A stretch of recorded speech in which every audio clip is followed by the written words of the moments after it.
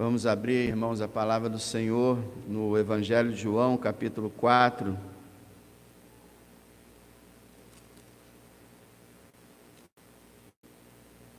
Evangelho de João, capítulo 4. E na semana passada nós falamos sobre o encontro que Jesus teve. E ele encontrou com um homem chamado Nicodemos.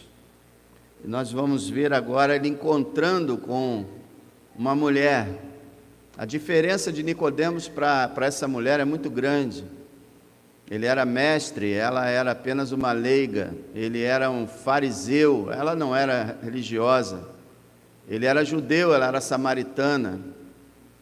Ele tinha uma moral alta e elevada, ela nem tanto. As diferenças são grandes, mas com isso o Senhor mostra que Ele ama todos os seres humanos, independente de quem são, como são. Ele quer alcançar cada vida, do fariseu religioso até aquela mulher que nem religião tem direito. Ele ama a todos e quer salvar a todos. Havia barreiras ali entre o Senhor e aquela mulher.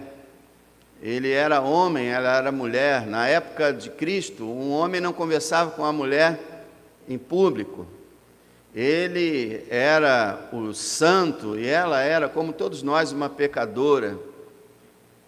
Ele realmente era judeu, ela era samaritana. Ele tinha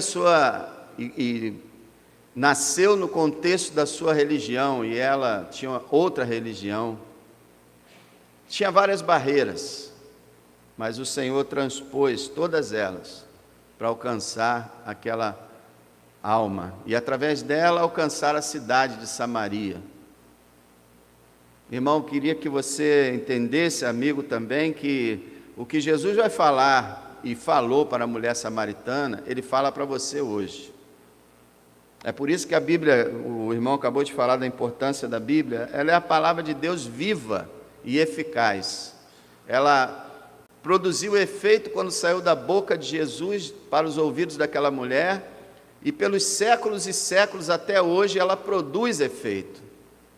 A palavra de Deus dura para sempre. Esse é um outro encontro famoso, mais um encontro que foi entre duas pessoas apenas. Na outra, Nicodemos foi à noite conversar com Jesus, onde Jesus estava, e agora é Jesus que vai até essa mulher e vai conversar com ela de forma privada. Não havia ninguém ali, embora eles estivessem no ar livre, não havia ninguém ali.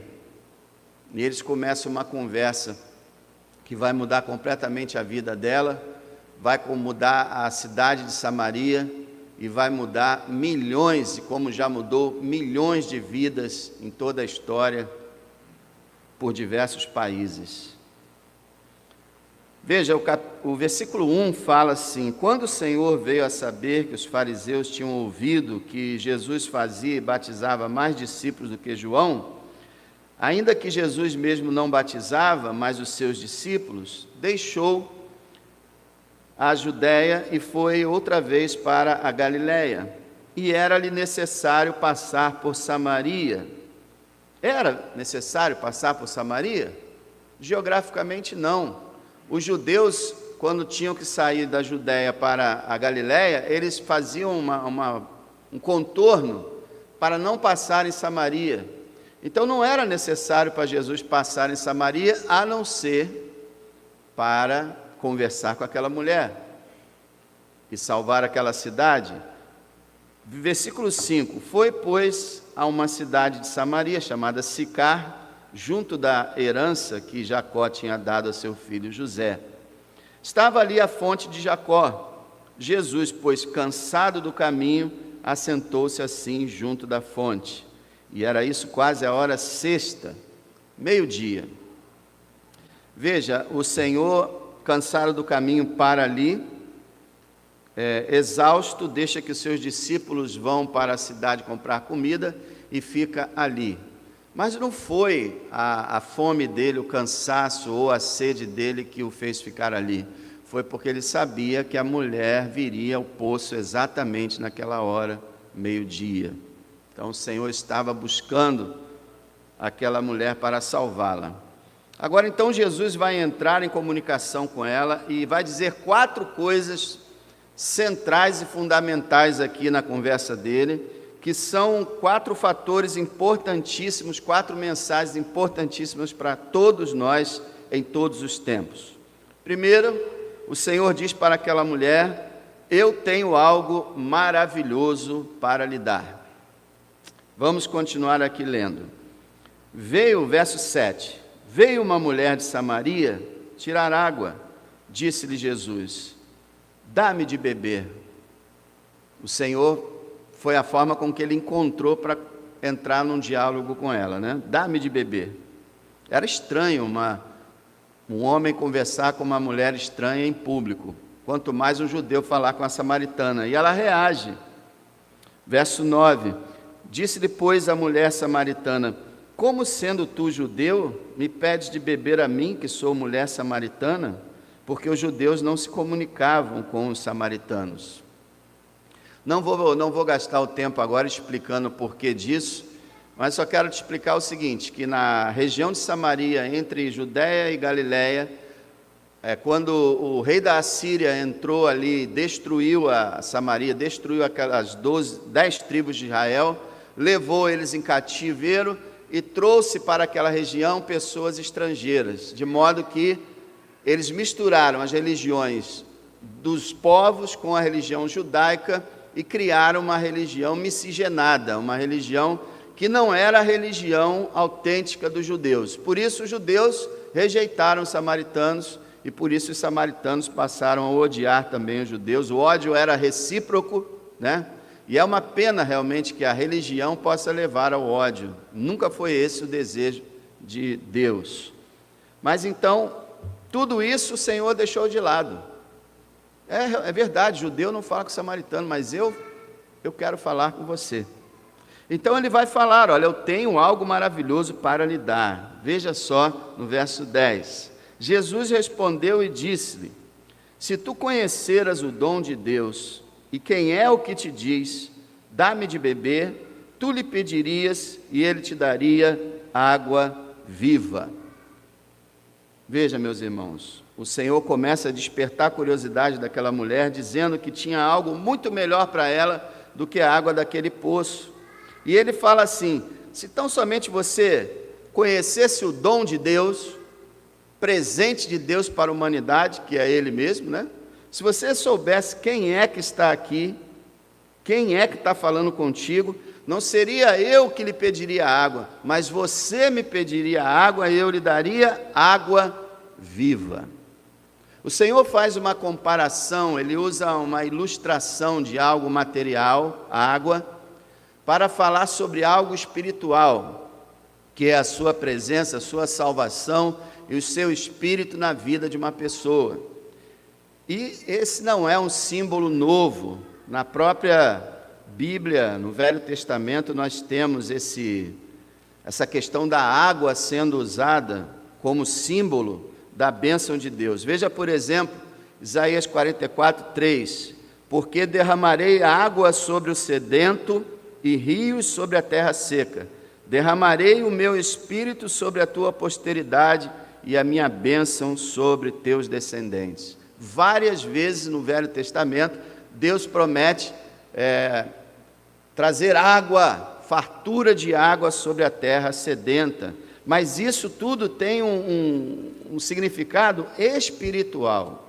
Veja, por exemplo, Isaías 55, quando o Senhor fala: ó, vocês todos que têm sede, venham às águas, vocês que não têm dinheiro, venham, venham, comprar e comer, sim, venham e comprar sem dinheiro, sem preço, vinho e leite. Ele fala de água, vinho e leite, tudo de uma forma simbólica. Então, já havia sido usado esse símbolo da água, e o Senhor, aproveitando que o foco principal naquela reunião era o poço, ele fala: olha, eu tenho uma água diferente, eu tenho uma água melhor, a água viva. Bom, aquela mulher fez igualzinho Nicodemos. Lembra que nós vimos domingo passado que Nicodemos falava ou Jesus falava uma coisa Nicodemos entendia outra, Jesus falava outra coisa e Nicodemos entendia errado, a mesma coisa, só mostrando o quanto o homem precisa de ter seus olhos abertos para entender a verdade de Deus. Veja só o que ela fala, verso 11. Disse-lhe a mulher: Senhor, tu não tens com que tirar, e o poço é fundo. Onde, pois, tens a água viva? O Senhor estava falando espiritualmente, ela estava entendendo fisicamente. Vocês sabem que há uma tendência da humanidade, todos nós seres humanos, de só enxergar o que é material, de só enxergar o que é palpável, que nossos olhos veem. Por isso que muita gente duvida da existência de Deus. Eu não consigo vê-lo. Como é que ele existe? Eu não consigo tocar nele. Então as pessoas dependem muito da visão, dos sentidos, e estão sempre voltados para algo que é material. Por isso as igrejas no Brasil que oferecem coisas materiais ficam muito cheias, crescem, prosperam, porque as pessoas vão às igrejas muitas vezes querendo bênçãos materiais, querendo coisas físicas. E essa mulher fala: você não tem um balde, você não tem uma corda, quem tem a vasilha e a corda aqui sou eu. Que água viva é essa e como você pode tirar ela? Ela interpretou essa água viva como aquela corrente, aquela mina, aquela corrente lá do fundo do poço, depois do fundo do poço, de onde brota a água. Então tem a água estagnada, parada ali do poço, e tem uma corrente, uma fonte, que eles chamavam também de água corrente, água viva. E ela interpretou que era isso, que ele tinha como dar uma água especial para ela. E o Senhor fala no verso 13,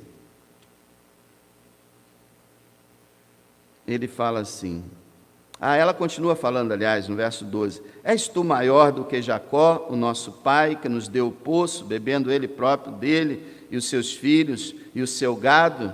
Aqui nós vemos como essa mulher era mal informada, coitada, né? Você é maior do que Jacó? Jacó? O Senhor é maior do que Jacó, do que Abraão, do que Isaías, do que Davi, do que Paulo, do que Pedro, do que João. Ele é maior do que qualquer um que exista nesse universo. Ele é o Deus encarnado. Nós cantamos aqui diversas vezes, não há ninguém como ele é exaltado acima de tudo e de todos. Mas isso lembra muito religiões que não têm a informação da Bíblia Sagrada e em que as pessoas consideram certos nomes, certos títulos, certas entidades como pessoas que podem lhes abençoar até mais do que o próprio Cristo. Existem muitos. Nós podemos dizer que o Oriente todo, praticamente, está voltado para Buda, Confúcio, Maomé e tantos outros nomes, deixando Cristo de lado. Foi a atitude dessa mulher. Ela admirava, como todo samaritano, ela honrava Jacó, se dizia descendente de Abraão, de Jacó. És tu maior do que Jacó? O interessante é que o Senhor não para responder essa pergunta, ele continua no foco dele. Veja o verso 13, Jesus respondeu e disse-lhe: qualquer que beber desta água tornará a ter sede. Primeiro, essa coisa maravilhosa que ele tem para dizer, primeiro é sobre a água viva que ele tem para dar, e agora ele instrui que qualquer um que quiser se alimentar apenas das coisas naturais, qualquer um que beber da fonte, daquele poço, de forma natural, não vai saciar a sua sede espiritual, sua verdadeira sede. A pessoa vai lá atrás das coisas que esse mundo pode oferecer para preencher o seu vazio, e a sua sede não é saciada. Então nós encontramos isso hoje, e a gente pode colocar esse título, qualquer que beber desta água tornará a ter sede, em todos os hotéis, os motéis, os bailes, todos os lugares de diversão, de entretenimento, pode colocar essa placa, qualquer que beber desta água tornará a ter sede. As pessoas se viciam em álcool, em drogas, em sexo, e ficam ali buscando aquele prazer que sempre termina na madrugada. E quando a pessoa acorda pela manhã, a maioria das vezes ela está arrependida de tudo que fez. Mas na própria noite seguinte, provavelmente, ela estará voltando. E o Senhor está dizendo, vai ficar buscando, e a sua sede nunca será saciada. Não existe nada nesse mundo, nada nessa vida que possa preencher o vazio da nossa alma. Um cristão do passado, ele disse que o homem tem um vazio na sua alma exatamente do tamanho de Deus. Só Deus pode preencher aquele vazio. O Santo Agostinho também, século IV, ele disse, Senhor, Tu nos fizeste para Ti, e nós não encontraremos descanso, enquanto não descansarmos em Ti. Nós fomos criados por Deus, e nos afastamos de Deus, e por isso que a humanidade enfrenta todo esse dilema, toda essa depressão, essa angústia, os suicídios, em massa quase, a tristeza profunda, o desgosto, a desilusão. E Jesus está dizendo, toda a água dessa terra não pode saciar a sede humana. Mas aí ele traz a boa notícia, no verso 14, mas aquele que beber da água que eu lhe der, nunca terá sede, porque a água que eu lhe der se fará nele uma fonte de água a jorrar para a vida eterna. Veja, em lugar daquele vazio, você vai ter uma fonte. Em lugar de um poço, você vai ter uma corrente de águas jorrando dentro de você. Do que ele está falando? A explicação é dada em João 7,37. E o Senhor no último dia se pôs em pé e disse, se alguém tem sede, venha a mim e beba. Se alguém crê em mim, como diz a Escritura, rios de água viva fluirão do seu ventre. E ele dizia isso do Espírito Santo, que ainda não fora dado, por ele não ter sido glorificado. Então o Espírito de Deus, o Espírito Santo, o Espírito de Cristo, dentro de nós, ele preenche o nosso ser. Cristo está dizendo, eu tenho a água viva para lhe dar. Eu tenho algo maravilhoso que vai realmente te trazer paz, serenidade, satisfação, tranquilidade, um senso de preenchimento na sua vida, um senso de propósito na sua vida. Você não vai ficar mais perambulando como o Salmo 1, como a moinha que o vento espalha. Você não vai ficar lá no deserto para lá e para cá. Você vai ser como uma árvore plantada junto a ribeiros de água. Olha a água aí.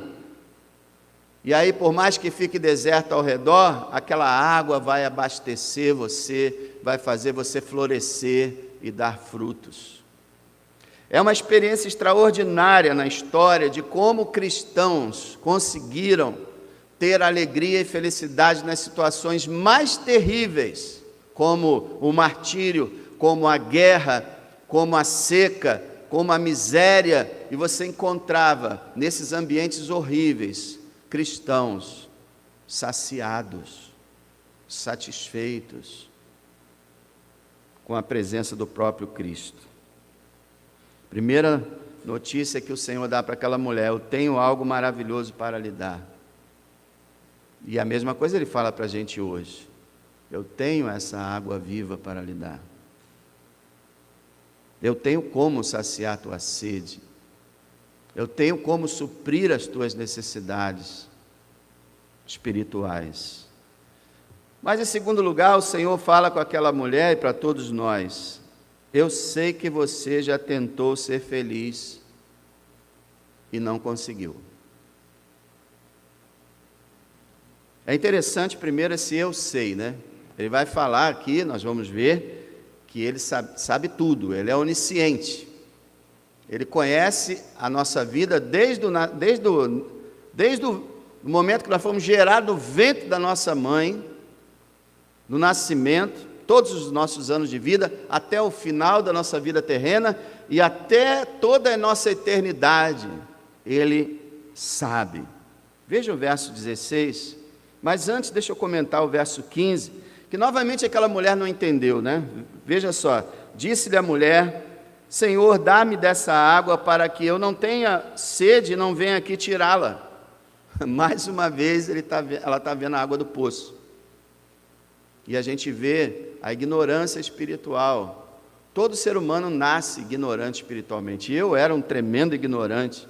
Não sabia nada a respeito de Deus e do Evangelho. Eu fui criado no catolicismo. Eu só entrei numa igreja cristã com 24 anos. E foi através da palavra de Deus em casa que o Senhor me mostrou a sua verdade, que eu não conhecia. E o Senhor está aqui também conduzindo esta mulher para a verdade. Mas ela continua vendo só aquele poço. A visão dela continua ali enterrada no poço, né? Só para o poço. Mas o Senhor é paciente. Ele não para criticar ela, para falar, não, ele quer ir ao seu objetivo. E aí ele diz assim no verso 16: Disse-lhe Jesus: vai, chama o teu marido e vem cá. Por que ele disse isso? O que tem a ver isso com o que eles estavam conversando? É porque ele vai mostrar justamente para aquela mulher que ela tentou e fez de tudo para ser feliz e não conseguiu. Veja só no verso 17. No verso 17, a mulher respondeu e disse: não tenho marido. Disse-lhe Jesus: disseste bem, não tenho marido, porque tiveste 5 maridos, e o que agora tens não é teu marido. Isso disseste com verdade. Disse-lhe a mulher: Senhor, vejo que és profeta.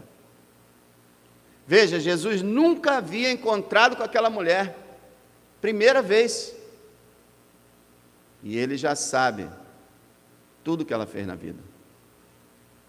E ela diz para ele diz para ela, em outras palavras: você tentou ser feliz, seus 5 casamentos demonstram isso. Você casou a primeira vez, a gente não sabe se 2, 3 desses morreram, mas não deve ter sido os 5. Então ela deve ter casado, se separado, e casou de novo, se separou, porque o ser humano, muitos se enganam pensando que é o casamento que vai trazer felicidade. E não é. Não é o casamento, não são os filhos, não é a família, não é o emprego, não é a profissão, não é nada nessa terra que vai trazer realmente felicidade. E aquela mulher tentou com seus 5 casamentos, e ela ficou tão decepcionada que agora ela estava vivendo sem ter casado mais. E o Senhor está falando para ela: eu sei a tua busca. Você imagina uma pessoa que já casou 5 vezes? Existem vários artistas que casaram 5 vezes, 6 vezes. E isso só mostra que a pessoa aposta a sua felicidade naquela pessoa, se decepciona e vai para outra, e passa pela mesma coisa e vai para outra, e continua tentando saciar a sua sede espiritual com relacionamentos humanos. Já viu isso? Pessoas que se apegam apaixonadamente um ao outro, mas não sacia. Quando a gente vê lá no final do filme, né? Antigamente tinha o The End, e viveram felizes para sempre. Não é verdade. Depois aquele tempo passa e aquela paixão toda diminui e vem os problemas e as dificuldades. Não é um ser humano que pode saciar a nossa sede, resolver a nossa vida. Tem pessoas que buscam a felicidade em cantores, em artistas, em atletas, em políticos, em governos, em tudo quanto é tipo de coisa a pessoa vai. Uns trabalham muito, outros passeiam muito, uns se dão ao entretenimento, todos tentando encontrar como preencher esse vazio. Agora você imagina como aquela mulher devia ser realmente uma mulher infeliz, que saiu naquele dia, meio-dia, para ir buscar água. E todos concordam que se ela saiu meio-dia, debaixo do sol que fazia lá em Samaria, é porque ela não queria encontrar ninguém. Ela não queria encontrar ninguém. O Senhor está dizendo, eu sei o que você tem vivido. E aí ela para e fala, Senhor, tu és profeta. Porque o Senhor, quando falou dos 5 maridos dela, do que ela estava agora, ele descreveu a vida dela toda. Porque naquela época se casava cedo, 14, 16 anos. Olha, eu conheço você desde a adolescência, e desde antes, né? E vi os teus vários casamentos, as tuas tentativas vãs. Eu vi tudo. E aí ela reconheceu, ele é profeta. Veja, a progressão dela é muito interessante. Ela começou dizendo que ele era um judeu, e agora ela diz que ele é um profeta.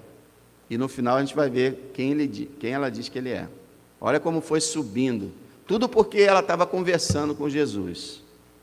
Então, em terceiro lugar, nós vemos aqui que o Senhor fala com essa mulher, com todos nós, que ele fala assim, você precisa conhecer e adorar o Deus verdadeiro. Porque o que ela faz? No verso 20, ela desvia o assunto. Quando ele falou da vida que ela teve, ela foi para a questão religiosa, verso 20. Nossos pais adoraram nesse monte, e vocês dizem que é em Jerusalém o lugar onde se deve adorar. Ela começou a discutir religião, né? Já que o senhor é profeta, vamos deixar a minha vida particular e vamos falar de religião. Muita gente faz assim, né? Quando você fala de Cristo para alguém, a pessoa, porque o bispo fulano de tal, que a igreja não sei o quê, é tudo pilantra. Quer dizer, a pessoa desvia o assunto de Cristo. Então, Cristo está falando, ela desviou, e ela falou o seguinte, olha, essa questão aí do samaritano e do judeu, o samaritano diz que é em Gerizim onde deve se adorar, nesse monte, era o monte Gerizim, estava na frente deles ali na hora. Nós samaritanos, a gente diz que é aqui, vocês dizem que é em Jerusalém, que se deve adorar. Como é que nós devemos adorar, afinal? Onde é que nós devemos adorar? E aí o Senhor ensina para ela as questões profundas da adoração a Deus, da identidade de Deus. É muito fantástico, irmãos, que essas palavras, e as que a gente já falou, mas essas aqui também, são palavras sublimes, são palavras impressionantes, que têm sido comentadas por milhares e milhares de especialistas na fé, e ele falou isso para uma mulher simples. Ele não falou isso para uma mulher estudada, não falou isso para um teólogo, para um líder religioso, falou com uma mulher simples, uma mulher normal da sociedade. Olha só o verso 21. Disse-lhe Jesus, mulher, crê-me, que a hora vem em que nem nesse monte, nem em Jerusalém adorareis o Pai. Primeira coisa, vai terminar essa história de lugar religioso para adorar, com a vinda de Cristo, porque Deus havia realmente estabelecido que a adoração era em Jerusalém. Só que com a vinda de Cristo, a religião de Cristo ia se espalhar por toda a terra, e como nós vamos ver aqui, não ia ser mais condicionada a locais, a lugares, a montes, a templos. Irmão, isso aqui não é um templo, tá? É errado quando alguém bota templo batista, porque não há templo mais. Aliás, há. Qual é o templo de Deus? Nós somos o templo de Deus. Isso aqui são pedras, apenas uma parede física. Isso aqui nós podemos chamar de casa de oração, casa de adoração, mas não templo. O templo agora somos nós. E não há mais um lugar específico. Nós não precisamos, por exemplo, vir aqui a esse lugar para adorar exclusivamente. Não, nós adoramos na rua, adoramos em casa, no quarto, no banheiro, no trabalho, no ônibus, no carro, em qualquer lugar o Senhor é adorado, em qualquer país, em qualquer região desse planeta, ele pode ser adorado. Não há, olha, deixa eu te explicar uma coisa, que às vezes as pessoas se enganam. Não há lugares religiosos para o cristianismo verdadeiro. Não há. Porque Belém, aí tem lá aquela capela, aquela igreja enorme, aí em Jerusalém um lugar e tal, e também outro lugar, e as pessoas vão para lá, muitas vezes, cheio de fé, achando que vão receber bênçãos, porque vão estar no lugar onde Jesus viveu. O cristianismo verdadeiro não acredita nisso. Nós não temos um lugar santo onde temos que fazer uma peregrinação. Não temos. Então, o Senhor fala aqui, também no verso 23, mas a hora vem, e agora é. Verso 22. Vocês adoram o que não conhecem, nós adoramos o que sabemos, porque a salvação vem dos judeus. O Senhor também explica aqui que existe sim falsa religião e religião verdadeira, porque hoje a sociedade diz que todas as religiões são boas, todas elas são verdadeiras, todas elas são ótimas, todas elas levam a Deus, mas o Senhor está dizendo aqui, não. Vocês samaritanos, vocês adoram o que não conhecem, vocês não conhecem o verdadeiro Deus. Nós, judeus, adoramos o verdadeiro Deus e a salvação vem dos judeus. Quando Jesus falou isso, ele não estava querendo dizer que a salvação vem, por exemplo, dos judeus que estão lá agora prestes a entrar em combate com outras nações, infelizmente. Não, não é isso que ele quer dizer. Na época dele, que estava ainda no Velho Testamento, o Senhor chamou Abraão, fez dele um povo, o povo judeu, e o escolheu para se revelar a ele, para entregar a Escritura a ele, para falar quem ele era. E depois, o próprio Jesus é judeu. Esqueceram disso?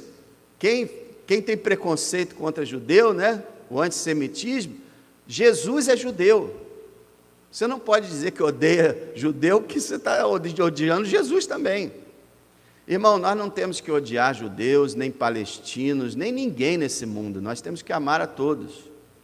Mas então Jesus é judeu, a salvação veio através de Jesus e foi anunciada pelo Velho Testamento, que era a escritura judaica. Então Jesus está dizendo, a verdade veio realmente dos judeus. A religião autêntica e verdadeira, na época do Velho Testamento, era a religião judaica. E hoje?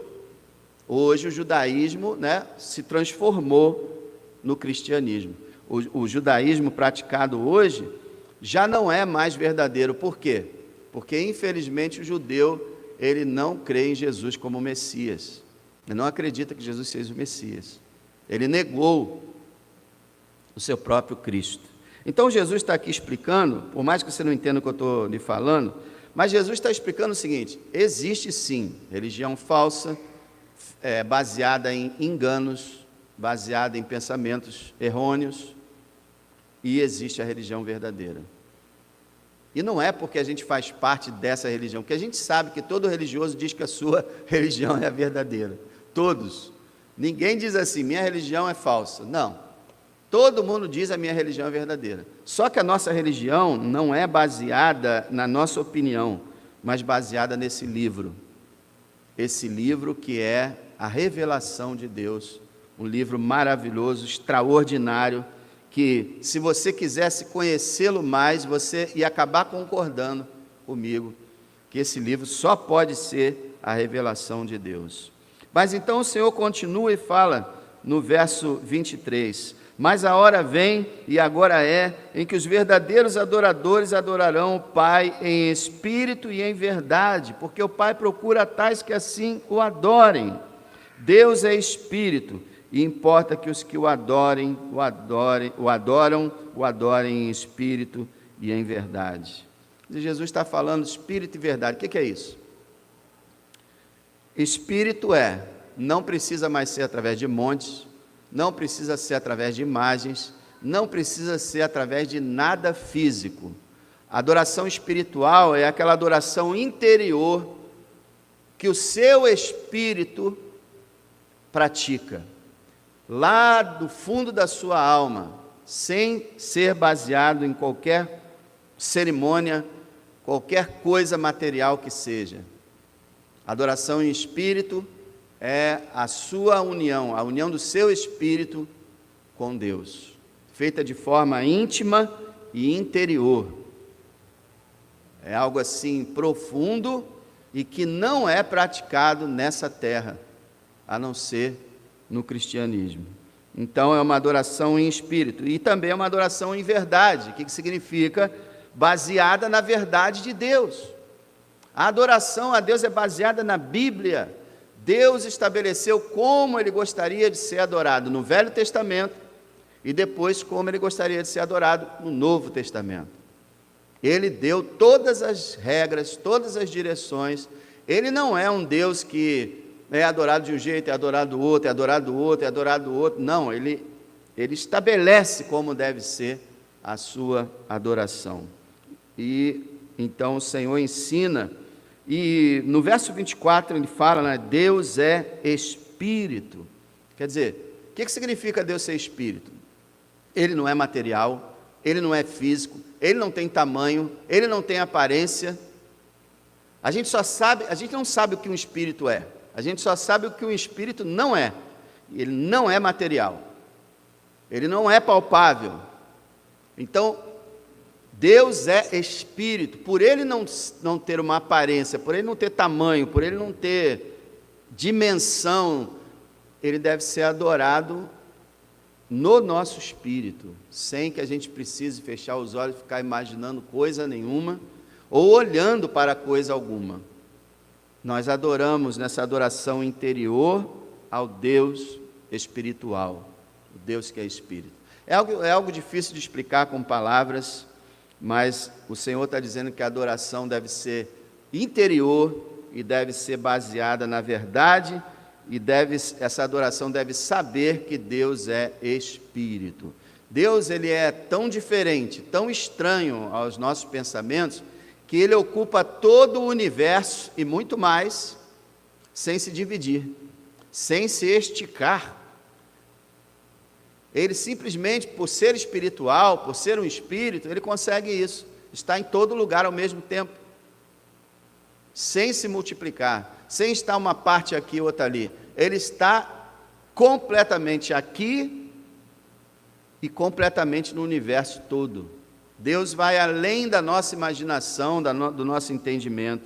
Deus é Espírito. Então ele diz para aquela mulher, você precisa conhecer e adorar o Deus verdadeiro. E aí, o que vai acontecer? No verso 5, aquela mulher está surpreendida com aquela sabedoria demonstrada por aquele homem, e ela está com sede espiritual. Ela fala assim, a mulher disse-lhe, eu sei que o Messias, que se chama o Cristo, vem. Quando ele vier, nos anunciará tudo. Veja, esse parênteses aí, não foi ela que falou, foi João que explicou. Mas o que a mulher falou foi, eu sei que o Messias vem. Foi isso que ela disse. João explica que Messias quer dizer Cristo, porque o mundo romano não conhecia isso, não sabia disso. Messias é hebraico e Cristo é no grego. Ela disse, eu sei que o Messias vem. Então, depois de encontrar aquele homem, de conversar com ele a respeito da sede espiritual, a respeito da vida dela, a respeito da verdadeira adoração e da pessoa de Deus, ela começou a se encher de sede espiritual, ela começou a se interessar, começou a se entusiasmar. E aí ela faz essa afirmação, eu sei que o Messias vem.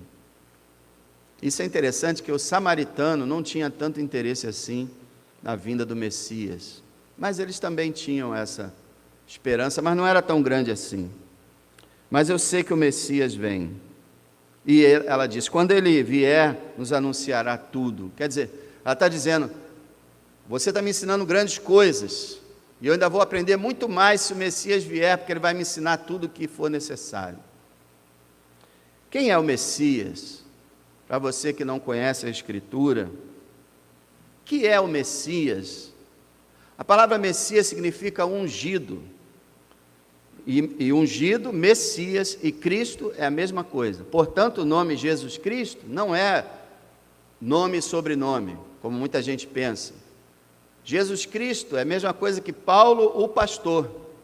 O nome era Jesus o Cristo, mas para ficar mais simples, virou Jesus Cristo. Mas Jesus é o nome, Cristo é o ofício, a missão. Jesus, o Messias, foi prometido desde o paraíso no Éden. Continuou sendo prometido através de Abraão, descendente de Abraão, abençoaria todas as famílias da terra. E aí continua com Jacó profetizando também, vem até Davi, Davi promete que da descendência dele vai nascer o Messias. Então vem Miqueias e fala que será em Belém, em Efrata. E vem Isaías e diz que esse Messias, ele é o príncipe da paz, ele é o Deus forte, o Pai da eternidade, ele é o Deus encarnado. Esse Messias, havia diversas profecias no Velho Testamento afirmando que ele iria reinar sobre Israel, sobre o seu povo, que iria prevalecer, derrotar os seus inimigos, instaurar um reino maravilhoso, um reino de paz, de amor. Mas só que os judeus, eles esqueceram de Isaías 53. Isaías 53 fala que esse Messias iria também padecer, sofrer, ser castigado. Salmo 22 fala que ele seria crucificado. E os judeus não entenderam essa parte, ficaram só com a parte que eles gostavam, que Jesus ia ser um grande líder, maior do que Davi, que na cabeça deles ia vencer os romanos, ia libertar Israel, instaurar um grande reino na terra. Engraçado que os pré-milenistas estão pensando nisso de novo, né? Que Jesus vai voltar, vai reinar em Jerusalém, vai ser um grande reino na terra. Mesma coisa. Então, quando o Messias veio, o que o povo de Israel não entendeu é que ele veio para cumprir primeiro Isaías 53. Para ele estabelecer um reino eterno de paz, de alegria, ele precisava primeiro lidar com o pecado do homem, que é a pior situação do homem. A pior situação do homem não é os seus problemas políticos e sociais, mas é o pecado que está em cada um de nós. Então Cristo vem para morrer pelo pecado primeiro, para salvar um povo, e na segunda vinda, aí sim, ele vem para estabelecer o seu reino sobre a terra, criar novos céus e nova terra, julgar o mundo, banir aqueles que viveram para o mal. Então, esse é o Messias. Israel sonhava com ele, todos o esperavam, assim como nós esperamos a segunda vinda de Cristo. Israel esperava a primeira vinda, só que quando eles imaginavam a primeira vinda, esperavam Jesus montado num cavalo branco, com uma espada na sua cinta, liderando exércitos para conquistar. E quando ele nasce numa manjedoura, humilde, começa a pregar, curar os enfermos, e não fala de política, não fala de Roma. Ele veio para salvar o seu povo dos seus pecados. Esse é o Messias. E essa mulher fala sobre essa esperança. O Messias vem. E aí, meus irmãos, a quarta informação que o Senhor Jesus dá àquela mulher e a todos nós: eu sou aquele que você procura. Ela não estava procurando o Messias? Esperando ele? Vejam o verso 26. Jesus disse-lhe: eu o sou, eu que falo contigo. No original grego não tem esse o. Ele fala eu sou. E quando ele fala eu sou, vocês sabem que ele está afirmando sua divindade, como João mostra diversos eu sous do Senhor. Eu sou o Messias, eu sou o Cristo, eu sou o Filho de Deus.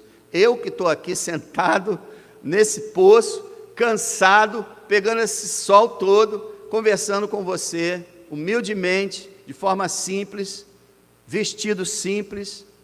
Eu sou o Cristo, o Messias. Essa revelação foi fantástica porque Jesus não fazia isso. Pelo que eu me lembro, Jesus fez isso com essa mulher e fez isso com o cego, no capítulo 9. Ele cura um cego de nascença, depois o cego encontra com ele e ele fala: eu sou o Filho de Deus, e o cego crê nele. Porque ele não fazia isso. Ele não ficava no meio do povo dizendo: gente, eu sou o Cristo. Não, ele pregava porque ele não queria chamar a atenção das pessoas, ele não queria reunir multidões, porque quando multidões se reuniam, queriam fazer ele rei.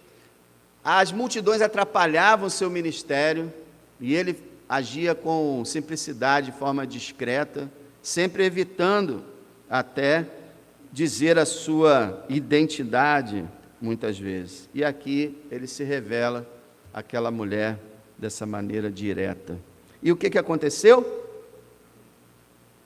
Ela creu. Ela creu. Não tem essa palavra especificamente, ela creu. Mas pela atitude que nós vemos que ela tomou, a gente vê que ela creu. Primeiro, ela não continuou conversando com ele, porque os discípulos chegaram, verso 27. Nisso vieram os seus discípulos e maravilharam-se de que ele estivesse falando com uma mulher, todavia nenhum lhe disse, que perguntas ou por que falas com ela? Não falei que eles tinham aquele preconceito? O que é que ele está fazendo conversando com uma mulher? Mas ninguém perguntou nada. Eu estava lendo um autor nessa semana, coisa maravilhosa, irmão, a providência de Deus. Deus faz com que os seus discípulos não cheguem um pouquinho antes dele dizer, eu sou o Messias, porque senão ia estragar toda a cena. E também Jesus não faz com que eles cheguem muito depois, porque senão eles não iam ver o encontro que ele teve com aquela mulher. Eles chegam exatamente na hora, depois que ela já havia recebido a informação de que ele era o Messias. Maravilhoso, a providência de Deus controlando todas as coisas para que contribuam para o bem. E aí, meus irmãos, no verso 28 tem uma palavra muito sugestiva. Deixou, pois, a mulher o seu cântaro e foi à cidade. Veja, qual era a coisa mais importante para ela naquele momento? Era o cântaro, a vasilha de água. Ela foi buscar água. Ela não tinha água corrente em casa, mas ela deixa a água lá. A maioria diz que ela esqueceu, mas o texto não diz que ela esqueceu, diz que ela deixou. O interesse dela no Cristo era tão grande que até a sua maior preocupação do momento se tornou secundária. É isso que acontece quando uma pessoa se converte a Cristo. Cristo se torna tão grande para ela que o resto é eclipsado. Foi o que aconteceu. Outra ideia desse autor é que ela gentilmente deixou a água para o Senhor beber, que ele não tinha como pegar a água ali. Pode ser. Outra ideia, que ela deixou ali para beber e ela ia voltar com os habitantes da cidade para encontrar com ele novamente. Então você vê, as pistas de que ela se converteu. Ela deixa o seu cântaro, ela vai à cidade, e vai à cidade para quê? Olha lá. Verso 28, deixou, pois, a mulher o seu cântaro e foi à cidade e disse àqueles homens, vinde e vede um homem que me disse tudo quanto tenho feito, porventura não é este o Cristo? Saíram, pois, da cidade e foram ter com ele. Rapaz, ela estava encantada, ela estava maravilhada, ela queria levar outras pessoas a Cristo. Isso é uma marca fundamental de um cristão. Todo cristão quer levar outras pessoas a Jesus. Você não quer, você não está sendo um cristão saudável, porque todo cristão saudável, ele quer levar alguém para Cristo. E aquela mulher ficou, vou voltar na cidade, justamente a cidade que eu estou evitando, que eu não estava querendo falar com ninguém, mas agora eu vou falar com todo mundo, que eu conheci uma pessoa que falou toda a minha vida. Aí ela joga aquela pergunta, né? Não é que ela não cresce, não é que ela ainda estivesse em dúvida, mas ela lança uma pergunta para despertar a curiosidade daqueles homens. Porventura não é ele o Cristo? Tipo assim, vão lá ver? Né? E aí aqueles homens foram lá, meus irmãos. E o mais maravilhoso, veja só o que aconteceu. Versículo 39. E muitos dos samaritanos daquela cidade creram nele, pela palavra da mulher, que testificou, disse-me tudo quanto tenho feito. Quer dizer, ela começou a ganhar almas, né? Começaram a acreditar por causa do testemunho dela. Indo, pois, ter com ele, os samaritanos, rogaram-lhe que ficasse com eles, e ficou ali 2 dias. E muitos mais creram nele, por causa da sua palavra, da mensagem que ele pregava. E diziam à mulher, já não é pelo que disseste que nós cremos, porque nós mesmos o temos ouvido, e sabemos que este é verdadeiramente o Cristo, o Salvador do mundo. Essa expressão Salvador do mundo é muito rara na Bíblia. E você fica impressionado porque enquanto os judeus estavam chamando Jesus de impostor, de falso profeta, de enganador, os samaritanos, que eram um povo que não tinha uma religião pura, que não tinham vidas consagradas, que não sabiam de muitas coisas, eles reconheceram que Jesus é o Salvador do mundo. Enquanto os judeus achavam que Deus era Salvador só deles, os samaritanos perceberam: nós somos estrangeiros, Ele está aqui, nós estamos sendo salvos, Ele é o Salvador do mundo. E assim Ele é. Assim Ele é. Aquela mulher que chegou vazia, desiludida, cansada, saiu cheia, esperançosa e renovada. Que assim seja contigo. Que você creia que Jesus é o Salvador do mundo. Que você creia que Jesus é a solução para a sua alma. Não é que sua vida vai ser um paraíso. Não é que todos os problemas vão ser resolvidos. Nada disso. Jesus falou: no mundo tereis aflições. E você terá que carregar sua cruz. Mas é que os seus dilemas intelectuais acabarão. Você sentirá, você terá uma sensação de que você alcançou, que você obteve a resposta que tua alma sempre perguntou. A água viva, ela flui do ventre. Aqueles que têm as experiências de comunhão com Cristo e com o Espírito Santo sabem que é uma alegria interior. Como foi a alegria agora do nosso pastor, do nosso irmão? Aquela alegria interior que a gente sente. É a água viva jorrando. É a vida espiritual se expandindo. É uma coisa que ninguém pode dar senão Jesus. Eu quero falar para você, você pode ter alegria numa partida de futebol, na decisão de uma Copa do Mundo, numa Olimpíada, você pode ter alegria numa festa, pode ter alegria em qualquer coisa que você possa imaginar. Mas a alegria que Cristo dá é incomparável. Nada supera. Nada supera. Aquele que beber da água que eu lhe der, nunca terá sede, porque a água que eu lhe der se fará nele uma fonte de água a jorrar para a vida eterna.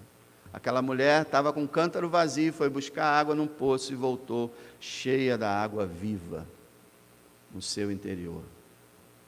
Louvado seja Deus. Desde então, milhões em várias partes do mundo, quase todos os países desse mundo, bebem dessa água viva para a glória do Senhor.